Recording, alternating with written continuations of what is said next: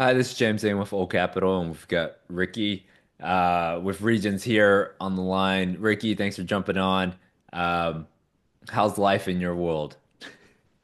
It's been good. Well, first, thanks for having me. Yeah. Looking forward to another conference this coming fall.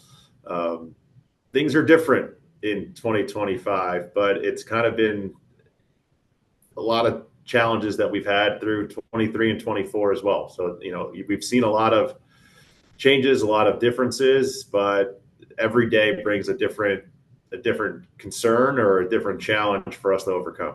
So maybe to start, give people your background and sort of how you got into this crazy Yep. business. Yeah, exactly. So I've been at Regions Bank for about 9 years now. The predecessor to where I was at a company called Sabal Capital. We were purchased at the end of 21 by Regions Bank. So I've been again here about say 9 or 10 years. When we really first started out, we were doing just Freddie Mac small balance loans. So at this point today, $1 million to $7.5 million loans. And each year, 2, 3 years or so, we got a new product. Like we had Fannie Small, we had a CMBS product, we ended up getting Freddie Conventional, and then when we got purchased by Regions, we now have the full suite of products between Fannie, Freddie, and HUD. Okay. And I wanted to spend some time on really two of those. One is Freddie SBL and then Freddie Conventional. And I think with the new administration coming in to to the place, it's definitely changed. And so maybe start with Freddie SBL, sort of talk about maybe some recent deals that you've gotten done on the Freddie SBL side and sort of that process. Right. So I think, and this is kind of across the board, and it's not unique to just Freddie SBL, but Okay. and I'm sure other lenders will talk about this point as well. It's a lot of the say focused on transactions now. It's on one of two things. One is property condition. So we used to be able things used to be able to get done post close. Now Freddie's requiring for them to get done prior to closing. Okay. And that's something you have to realize early and get ahead of in your report process. So a lot of my communication to folks has been is on the front end, you by the time we put out a loan application, you've probably already been to the property 3 or 4 times. You probably know as the buyer of some general concerns that are going to come up in the engineering report that I don't know about, right? I haven't been to the property yet. I don't go to the property until we have the inspection. So my communication over the last, say, 6 to 8 months, almost to a year, has been if you know of certain items that you're concerned with or you're negotiating with on the seller side with the seller, bring that up to us in terms of the lender because we're going to find it on the inspection one way Right. or the other. So get it to us early so that we can really see if that's going to be of concern immediately after the engineer goes to the property Okay. because we want to get ahead of anything that we have to do or any conversation that you need to have with your buyer or sorry, your seller Right. is we want to get ahead of any of those problems as quick as possible so that we're not in a contract situation where, we may not be able to have that answer and you're already hard or you have to go hard again, another 50 grand, what have you. And we don't have that feedback from the engineer yet. So that's one is certainly property condition. And then two has been the like first time borrowers or guarantors here that are buying a deal and are say what we would call additional due diligence, which it's really not a big deal. It's not anything. Again, if you're a first time guarantor, you haven't gone through the process before anyway, so it's just a handful of other documents that you have to provide. But the big thing on that is where it becomes a little bit of a headache is when you are a first time guarantor buying a deal and you may be invested as an LP in 15 properties, and that you list those 15 properties on your schedule of real estate, we're going to require that you provide your K1s for each of those transactions. Now, that's a little bit of a headache. You're asking why. I think the rationale is that some folks were overstating their net worth by their schedule of real estate, or they were kind of not showing their accurate representation of their involvement in transactions. So that's where it becomes a little bit of a headache when there's this extra due diligence that we have to collect, but it's just something that people aren't used to providing, or can be a little bit of a headache finding, even though they usually need it for their tax purposes, right? Their tax Yeah, return. like I can't get you, maybe I can't get you 2024s, but I can get you 2023s, right? Exactly. So, Yep. Yeah. It's just yeah, something like, that shows what your role within the transaction is, right? And it'll clearly state in it limited partner. You'll have a general understanding of the value of the property. and the But that's percentage kind of been ownership. Yeah, it shows you the correct. percentage Yep. ownership too, right? Yep. And that's Um, been kind of the two key things of general changes in that small balance platform for Freddie Mac has been really the more importance and stress on property condition. So, the older assets, your assets that are B minus, closer to C, that they are becoming a little bit more difficult to get the arms around. And we usually find answers. It's just it takes a little bit more time. So patience is certainly appreciated. And then on the due diligence standpoint, it's when you are a first time sponsor for Freddie Mac, guarantor for Freddie Mac, we are going to ask for some additional DD that may seem tedious, but you just have to do it once, and then you won't have to do it for the next transaction. are they, let's say your first time guarantor, or first time borrower to Freddie, do they typically have multifamily experience somewhere else though, as a general partner, like with a bank or something like that? Or is a first time guy getting approved just maybe with Yeah, so we lower look at it. LTV, higher DSC? Yeah, so we look at it in a couple ways. So when you really look at, and again, this is that small balance space, that Yeah, 1 to 7.5 million, where when you look at a sponsor or a guarantor, basically it's an individual signing on the loan, right? That's right. whatever we want to call the name. It's the individual signing on the loan. The question is what is their experience? And you can have 5 properties and that you've just done with banks Right. over the last 3 or 4 years, and we're comfortable with that. Okay. And you'll still be what Freddie's going to call a first-time Freddie borrower, and you'll have this additional DD that we're collecting. Okay. But that right there, you wouldn't have a constraint on your debt service coverage or your LTV. Okay. If you have one property, one multifamily property right now, you've owned it for a year, that would trigger an exception or a waiver, depending on what you want to call it. And that typically comes with a adder to your debt service coverage, and it could come to a situation where your LTV is scaled. And that's just their perceived way or their way of mitigating the perceived risk of a say newer borrower. Now you can get a deal done. It's just a matter of if we told you a deal in Dallas County on the surface is an 80% 120, 80% LTV of 120 debt service coverage. If you only own one property for 1 year, that probably comes with a 75% 125 min debt service requirement. Right. Okay. And then going back to that property condition report, what like let's say you identify something and the seller's like, I'm not fixing it. What's the because I mean Yeah, there's a reason. I mean, he's owned the property for 20 years or 10 years or whatever. right. He hasn't fixed it. Now you're coming in saying, well, I need you to fix this. I mean, I'm assuming, what's your experience been? I know most sellers Yeah, eventually get around to it, right? But it's it's, difficult. yeah. It's difficult. Okay. So, if we had a deal and Freddie says these items need to be done, and a lot of it is fair. It's typically Okay. It's something not a big, structural. yeah, big Yeah, it's item. typically Yeah. something structural. At the building, it's life like big life safety stuff. Okay. It's a fair, I guess, requirement from Freddie or Fannie in that regard, where it's like, well, we need you to take care of ththese items because it's Okay. life safety, and historically they hadn't been getting taken care of, even Okay. if they were labeled as a PR 90, right? Yeah. So it's a hard conversation because this came back in the report. Borrower, buyer, go back to the seller. We need them to do this, And to your point, some sellers are like, no, we're not. That's just reality. We're not going to do it.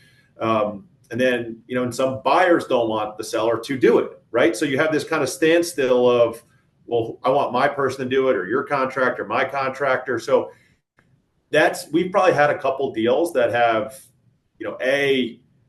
not gone forward, where there was a stalemate between the buyer and the seller, and they both just kind of said, you know what, we're going to wash our hands and walk away. We've had other instances where, we would flip the loan to Fannie. Now, Fannie's is a little bit different. They're probably a little more understanding on an acquisition of items that you can't get done until you acquire the property. Right.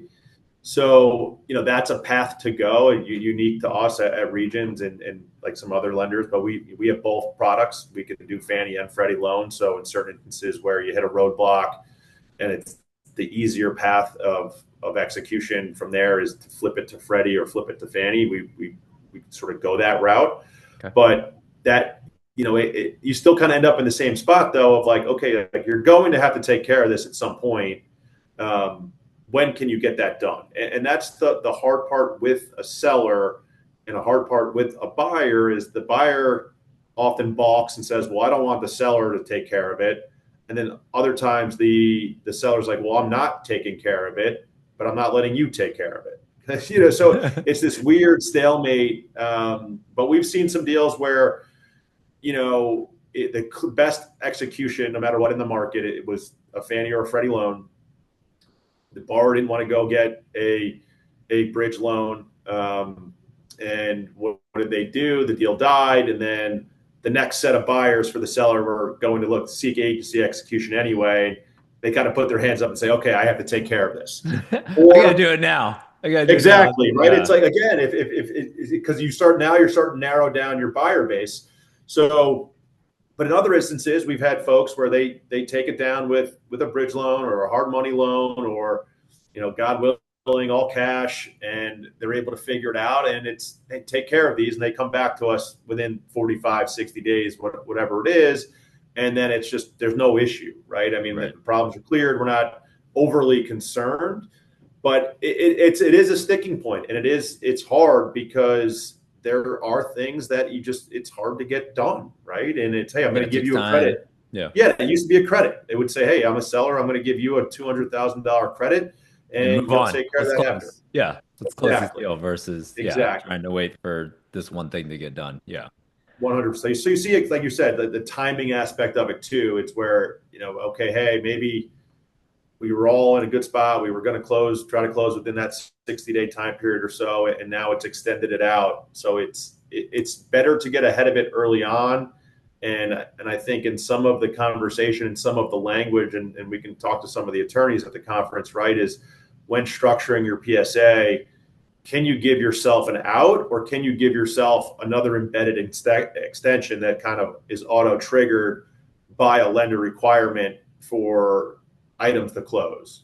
I think every contract right now has got at least one 30-day extension in there. Yeah.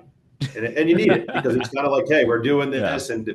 But are there things that can trigger just due to general property condition report? And I think that's been a combo we've been having over the last year of, well, hey, on the front end, are you able? And sometimes you're not, we get it, right? But are you able to have something there that helps us have time so that we're not all in that last point, in that stressful point of like, well, you need to do this to close, and now seller's looking to walk away, and I can't give you the money because he's not willing to do the work. Yeah, he's not doing the work. Yeah, so, it's just in a weird spot. So on the so that's on the Freddie SBL side. Anything else on the Freddie conventional side that you're seeing that's maybe popped up in the last 6-12 months? I would say just on a competitive standpoint, you're seeing a lot. Like they pulled in their spreads. Fannie, where it was kind of beating them out pretty good to start the year. Okay. And this might change the next month or so, but they've been very much more competitive. I think we're seeing, when you look at transactions today, you're seeing where our rates are, right? You can buy a rate down and you're looking at a spread below a point. And, the competitive aspect there between Freddie and Fannie is that you don't have that underwritten floor. So you're in a situation where on some of these deals now, just to do where the treasury is gone and we're sub 5.5%, in some cases sub 5% on loans right now, all in notes, where Freddie's winning business in that regard. Now, they're also a little more flexible. I just got a deal quoted today, a $15 million deal for a borrower, a guarantor sponsor team that has about, say, 7,000 units or so, a 35-year amortization. Okay. So we'll be sub 70% there, 35-year amortization. So I think you're seeing them be a little more competitive. They kind of got beat pretty good by Fannie last year, and they want to find other ways to get deals done. And because pricing will be generally the same, I think, with Fannie and Freddie at the moment. It's just how do you make these other deals work, specifically in helping folks where, it might be a cash-in deal at 35-year AM. Hey, if we get this to cash neutral, like they'll do the deal, right? So I think they're open for business and they want to do more business in the conventional space. But you're going to have the same comments that I made about the small balance space. It's the same thing you're going to hear on Fannie as well, as really property condition, right? How do these assets look? They're digging in because Freddie Mac on the front end for conventional, we have to go to them to get the hard quote. They're asking a lot more questions about their current schedule of real estate. So you have a bridge loan, floating rate loan that's covering at a 1.0 or covering at a 0.9? Are there some deals that you have with Freddie that more than I do about it, but they'll ask the same thing. It's like, hey, it's a 105? What's going on with this deal? We had a quote recently held up getting it out while we were asking about a deal at a guarantor owned in town, and it happened to be a Freddie deal. Freddie doesn't. They're not at liberty to tell me what's going on, so you have to kind of triangulate around in that answer of, hey, guarantor team, can you give us an update on this asset specifically for Freddie? Now that could be maybe their occupancy dropped a few months ago, so the debt service coverage dropped, or there was a PCA issue, right, where they had some deferred maintenance that they didn't take care of and noticed on the inspection. So I think you're just seeing a lot more high-level review of schedules of real estates in the conventional space, where it's tell us we want to make sure that we're not going to have general cash flow and general liquidity issues, because I think, as we've all seen, right, raising equity has been a little difficult. Capital calls have been pain points for folks where, oh, I'll just do a capital call and that'll solve, right? But now you get a lot of folks where they're like, The general partners the general partner is going to have to put the money into. exactly. I'm an LP for yeah. you. I don't have the 75 grand of what you're asking for because I put it into 10 other deals over the last 2 years, right? So they want to make sure that we don't have liquidity issues at other assets. And in some instances, just use a bridge loan, for example, where the answer is like, well, this is what we have in escrow. Like, we have another 12 months of reserves in escrow in the event of, and maybe that helps us get comfortable for that transaction, because that should be able to get back on track. It's only got 7 months left on their loan anyway. They are in the process of marketing the property for sale. So it's really just getting a full understanding of what the sponsorships team's liquidity looks like in the worst case scenario, because we don't want to be that fifth, sixth property that gets tended to. And now it's like, well, hey, here are the keys. Yeah, and on the Freddie side, talk about what you're seeing people do, let's say on a cash in refi or even acquisition on pref. Like, what is sort of Freddie's take right now on pref, and what are you seeing sort of rough cost on that coming in? Yeah, Freddie's always been comfortable with the pref piece in terms of helping bridge. I don't want to say bridge, but helping fill the gap and fill that capital stack on transactions. It is a little, I don't want to say it's complicated. I think it's always a conversation up front, and then it's easy to say we're going to need pref. The hard part is going and finding the pref that works for you and your investment, right? Because it has gotten, I would say, it's competitive. I think a lot of folks have entered the space, but also a lot of them are looking for those choice transactions. If you're a 60s vintage deal, you're a 70s vintage deal, that's the first question people ask, the first thing they look at in our OM, if you will, right? When you go over to a Sure. pref lender, they're like, hey, it's 60s, 70s, not interested, 80s, not interested. So that's kind of been a hard part in getting arms around some of these transactions just due to their vintage. But Freddie's okay with it. From a standpoint of a pricing adder, you're probably look at, say, a 6 to 9 bip adder on your general spread from Freddie. Okay. And that's just kind of off the cuff, and talk about that up front. But, a lot of times folks have wanted to go down that route and they couldn't come to terms with a pref lender. And they realize, what, we can figure this out another way. We'll skin the cat a different way. And they've been able to do it. I think it's important, if you are going down the pref route, is to really make sure that group has done pref behind Freddie Agency. previously, Yeah.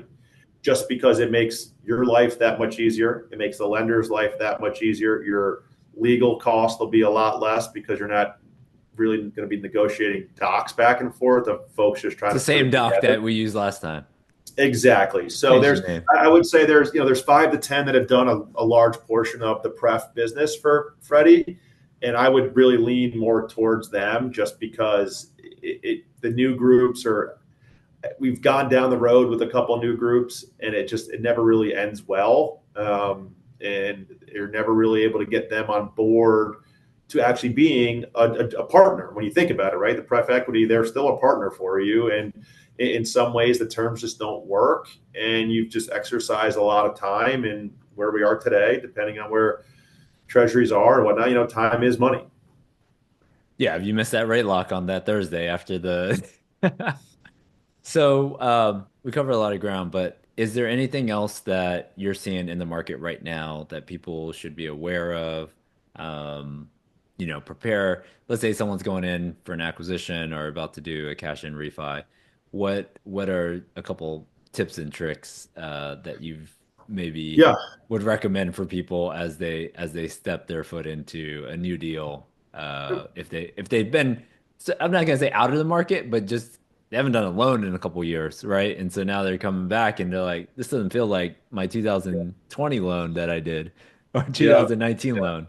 It's yeah. So in that regard, I mean, I think the going into transactions, it's general patience. And we're on the lending side, we're not asking you questions just to ask questions. Freddie is digging in more. They're asking some questions that you may say, hey, this is a frivolous question, but it's, you should answer it. It's a refi. Like, you should know more about this. Like, there's no Yeah. reason not to be able to provide. So it's really have the patience, because there are times here where it is fatiguing, right? And people do get deal fatigue, but when it becomes adversarial, it becomes difficult for everybody to get done. Right. I would really say it is, as you're looking at your transactions, like, really do what you can to have everything organized. And this isn't anything unique, but to have all your ducks in the row, whether if you are refining, let's make sure our vacancy, let's make sure our occupancy is good. Let's make sure our bad debt is clean. Let's make sure we're not seeing a decline in our collections. We were looking at a deal last year, and maybe that deal where we had great collections the day we were going in, and then over the next 2 months we just saw a really steep decline. And that's hard, right? That's hard to get the deal done. So it's really keep your foot on the pedal through funding, but also have your ducks in a row and be super organized so that we can move in an expeditious manner. Where if I ask you for a list of questions on a Monday, let's try our best to have them by Tuesday to keep Freddie Mac engaged in your deal. Because if you wait until Thursday or you wait until Friday, A, they're like, well, these should be answered quicker, but B, there's other deals that are getting put on their plate. And we deal with that all the time when we're hard quoting deals, but you also deal with it in underwriting, where if they're engaged, let's get our answers done and get them done quickly. And really what that allows you to do is it also allows you to be responsive to the market. And what I mean by that is, let's just say, hey, we know where we're going to be. We know where our NOI is. We're comfortable going to an index lock, or we want to take advantage of this current market, right now Treasury dropped 20 bips. Like we want to take advantage of that. Well, there's so many times where folks have come to us, Treasuries swing wildly in their favor, and they come to us and say, oh, now I'm ready to go to Freddie and get the hard quote. It's like, okay, well, we need these 6 things. And it takes them a week and a half to get that information Yeah. together, almost 2 weeks to get that information together. And by the time we go through the process, we go into quote, and the market moves back. The pendulum swings Yeah. back in the rising interest rates. And so now we've just lost our opportunity ultimately, because now the deal doesn't work again. So it's to be organized and so we can react quickly to the market. But it's also a situation where I was sitting on a panel a couple of weeks ago, and there was a CMBS lender talking, and what we'll call a spade today is that a lot of these deals end up being cash ins, right, or cash neutrals, or a little bit of a cash out. And the conversation point needs to be, does this deal work for you today? And if it does, let's take it down, take it off the street, index lock, what have you, because is it going to look that much better next week?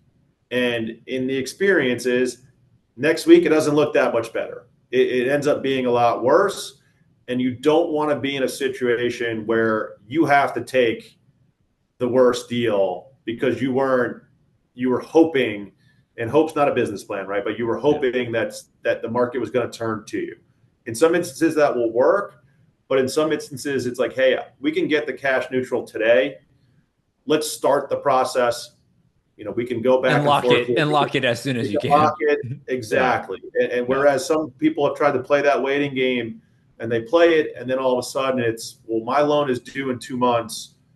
Treasury, 10-year Treasury is at 460, and now I'm cashing in $1.5 million versus 3, 4, 5 months That's ago. cash neutral 5 months You were ago. cash neutral, 100%. So can you solve some of your problems today? And I don't want to say a problem, but solve some of your pain points today, and put that away so you can focus on things that are troublesome. Because what you see with a lot of different folks is they have a handful of properties, and it becomes this game of whack-a-mole. So can you be in a position where you take care of some of your concerns up front now? And yeah, maybe you're not maximizing the cash out today, but that cash that's in your property theoretically is there still, and you'll have another bite at that apple. It's just when you really look to maximize with hope, I think more people get burned than not. We're not here to tell you to do anything. I'm not here to tell you when to lock, when not to lock, but just from an experience and seeing a volume of transactions, it's oftentimes when people are waiting and trying to time it, they end up putting themselves in a worse position. Yeah, it's a lot higher risk, especially if you're on a bridge that has a maturity, and Yep. now you're having to go back to the bridge lender and ask for, hey, I need another year, and I got to rebuy an interest rate cap just because you didn't want to lock at 558 versus I wanted Right. 5.5, not 558, and Exactly. then it ran against you, and yeah, it's hard to time some of these things because as soon as the rates drop, all of a sudden, like your collections are off that month, or Right. insurance comes up for renewal, or property taxes come up. Like there's so many different things that have to line up to hit these refinances. And I think a little bit the same way that some people get deal fatigue, it's also like decision fatigue on some of these. 100%. Like, do I go? Do I not go? Do I go? Whereas on an acquisition, you got 60 days to close. Like you're just hitting the button when you can hit the button. But on these refis, Exactly. it's Yeah. yeah. But On our these store will be refis, it's like you feel like you have forever. And so you're yeah. trying to time this thing and it makes it more difficult. So But I think that's being, again, being generally just organized on your items and your refi, and there's really nothing wrong with looking at it today. And let's just say, but also I think the important item to provide, I mean, is what is your target, right? It's okay. Hey, listen, we have a $14 million bridge loan right now. We'd like to be at 15 million or 14 and a half or 14.75 to cover everything. right. And then it's our job from the mortgage broker and the lender side of, well, okay, this is where we are today. Let's just say it's 13 and a half now rather than the 14. And it's well, what metrics can we give you of this is where your rent roll needs to be, this is where your collections need to be, this is where your NOI needs to be, and then you as the borrower and owner of the asset, can you get to that, right? Because Right. like you're saying, treasury will be the treasury. That's just Yeah. a matter of when and where you're doing it, right? That treasury rate's going to be, you and I don't know, Yeah. but it's based on this. Can you maximize your operating? And you may know pretty quickly, like, hey, I have $15 million loan, but this thing's sizing to 13. I'm not going to be able, and I'm not willing to deal with a $2 million capital raise. Okay, maybe it's you're looking for your alternative options next, right? Right. Come to that decision quickly versus, well, my rents are baked and I'm just in this loan right now that I need to get out of. Well, again, hoping the treasury swings 75 bips is not your answer. It's is it time for us to put it on the market, right? Right. Is there another bridge loan of which we can take? Are there other options here from a recapitalization standpoint? But there's nothing wrong with, hey, we're 8 months away from really having to do anything or wanting to do anything, but taking a look at it and then tracking it every month or so. I mean, all it takes from our standpoint is you send over get your property management stuff, forward it over, and we can look at it quickly and let you know where we're at. I think that's important because that's a data point for you as an owner, and it's going to help you best prepare for when you need to go versus coming to us last minute. Hey, I have my maturity is in 2 months. I have to go one way or the other. And it's like, well, this is where you're at. You're $2.5 million cash in. No matter what happens and what you're able to do with your collections, all right, now you're 2 million, right? Yeah. So I think just being ahead of things, and when you're like in my experience in real estate, the last 10 years or so, it's when people get hurt is when they're forced to do things. So can we put you in a situation where you're making the best decision for yourselves and your, most importantly, your investors, and not something where your hand is forced because you only have 45 days to figure something out. Right. Well, Ricky, I appreciate you coming on today, and you'll My be at pleasure. the conference in October. In the meantime, if anyone has any questions, what's the best way for people to reach out to you if they have any questions just on Yeah, go Fannie through the Freddie? old capital team. Okay. We'll get on a call. I think that's probably the best Okay. is just hop on a quick call, and because not only that, you'll have a question or two, but that usually leads to three or four more questions, Right. and that usually leads to, well, what's going on in the market? Are there any changes? So it's always good to check in and see what's going on from the lenders anyway. So I would say just work with you and your team and set up a call, and we can walk through a few either pain points, data points, whatever we want to call them at that time, to again help the borrower, whether they're a buyer or looking to refi their property, help them make the best decision that puts their property in the best position to succeed. All right. Well, I appreciate you coming on, and we'll see you later this week. But for Good everybody deal. else at the conference in October. Cool. Thanks, James. All right. Appreciate the time. Thanks, Rick.